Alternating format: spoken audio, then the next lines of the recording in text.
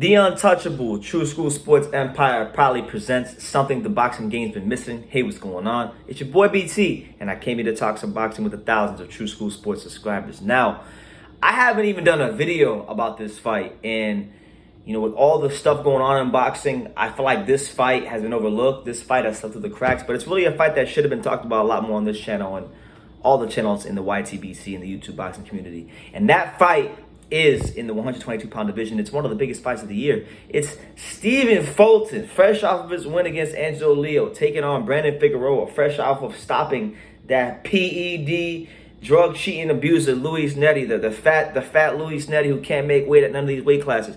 Two guys that are coming off the big defining performances of their career, fighting, in a big time unification fight in the 122-pound division. It's big for boxing, it's big for the division, it's big for just everything involved. So let's talk about the matchup. Let's talk about the matchup because there is a lot to talk about. So we'll start with Brandon Figueroa. Now, Brandon Figueroa, big fighter, big guy for the weight class, does a good job of pressing forward and closing the gap and putting that pressure on his opponents in an intelligent fashion. He can break you down and fold you up like a blue steel chair, like The Rock, like Chris Jericho, like Chris Benoit, R.I.P. Well, no, Chris Benoit.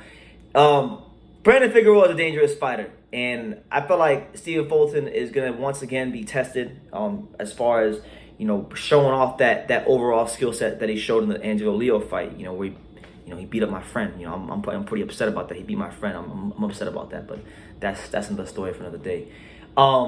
It's going to be a test for Fulton. It's going to be a test for Fulton. It's going to be a test for him to continue to show the division and boxing why he is, one of the best talents out there. And right now he's the only world champion for Philadelphia. So right now he's holding it down for the city of brotherly love, and he's got some big problems on his hand. But I'll say this because I've talked a lot of trash to Stephen Fulton in the past, but he showed me a lot in that fight against Angelo. He showed me a lot of skills in that fight against Angelo, and I really believe that he's already fought the best pressure fighter in this weight class. I don't think there's anything that Brandon Figueroa can do or that he's bringing to the table that would be better or harder or tougher than what he experienced in his last fight with Angelo Leo. So because Stephen Fulton beat Angelo Leo the way he did, and he showed the skill set that he had, I'm a believer. I'm definitely a believer in Fulton and his skills and what he's bringing to the table. And I think he's got enough to get it done against Brandon Figueroa. Brandon Figueroa sometimes when he gets real trigger happy with them punches, he can square up, and sometimes he makes himself a bigger target, which for him is not a good thing because he's already a bigger fighter in the weight class to begin with. So you can't be squaring up and making yourself a bigger target. So I feel like that's just one chink in the armor that Stephen Fulton's gonna see, and he's gonna dissect. And whether he wants to box on the outside, slug, or fight on the inside, I believe Stephen Fulton is prepared to win this fight by any means necessary. Any way that Figueroa wants to fight this fight, I think Fulton is capable enough to win the fight like that because he showed that he's got a really good jab. He's got different variations of that jab. He showed that he can be in a dogfight with Angelo Leo, which was very much to my surprise. I respect the hell out of him for definitely hanging in there because I've seen Angelo spar a lot of top guys in the gyms and stuff, and I've seen him make people fold. And we saw what Angelo's done to win the world title against Tremaine Williams, made him fold, beat the shit out of Tremaine Williams so badly that his trainer had to pick him up off the stool in the 11th round or whatever it was. So not a small accomplishment from Stephen Fulton.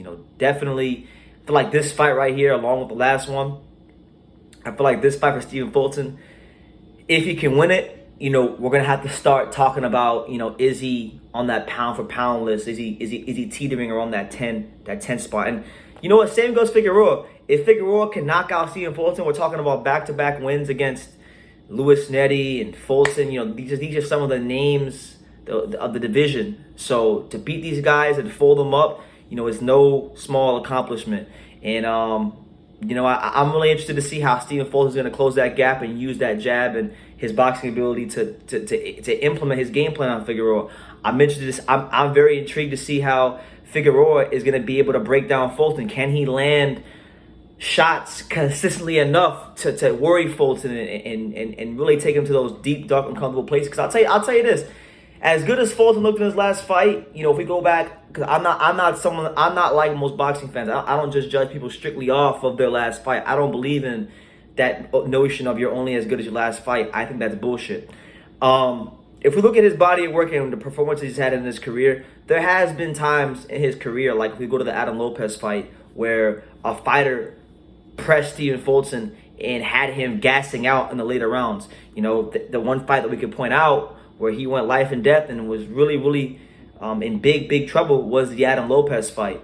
And then, you know, I guess he went to the gym and started sparring harder, and all that was corrected when he fought Angelo Leo. But listen, Stephen Fulton, you know, he's there to be beat. He can be beaten. He's shown a versatile skill set throughout the course of his career, but he is there to be beaten. And Figueroa has the pressure to beat him, but I don't think it's any kind of pressure that, in comparison to what he was going through in his last fight against, in my opinion, a better fighter. So with that being said, I'm gonna go with Stephen Fulton. I think Stephen Fulton will get it done. I think Stephen Fulton outboxes Brandon Figueroa. But you know, if Figueroa can get to him and chop that body down and take him to those deep dark places that he was in when he fought Adam Lopez, then who knows? Maybe Brandon Figueroa can fold up Stephen Fulton. I'm not ruling that out as well. You know, but either way, it's a good fight. It's good for the 122-pound division, and it's good for boxing. This fight's happening. I'll definitely be talking about this fight more during next week when it's fight week. But yeah, these are just my initial thoughts. You guys can give me yours down below. Make sure you take the time to subscribe. And like I say in every single one of these videos, you can love me or you can hate me. But I'm just a kid from Daniel. So until next time, take care, guys.